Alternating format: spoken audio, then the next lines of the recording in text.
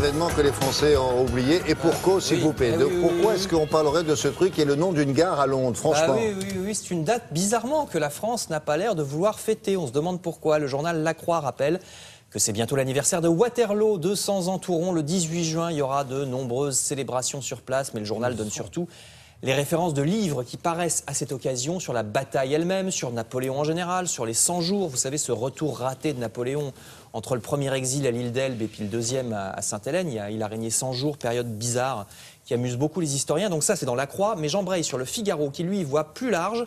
C'est carrément toutes les années en 15 qu'on peut fêter cette année parce qu'il y a un truc avec les années en 15.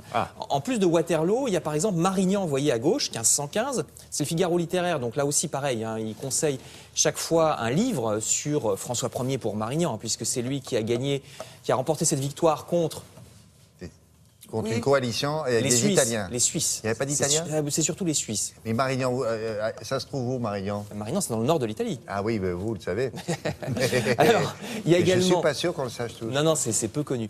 L'année également 1715, avec la mort de Louis XIV. Là, il conseille un grand livre sur tout le règne de Louis XIV, etc. Il y a plein d'années en 15 comme ça, avec des références dans les pages littéraires du Figaro. Autre défaite de la France, pardon, hein, mais là, c'est aujourd'hui, le Parisien se désole de la progression des anglicismes pour nommer les immeubles. Il a raison. Voilà, les buildings, écrit exprès le journal. Par exemple, demain, la maire de Paris inaugure une tour dans le 13e qui s'appelle Home. On ne sait pas pourquoi. À Boulogne-Billancourt se construit en ce moment l'immeuble City Lights. À Lyon, la tour Sky 56, etc.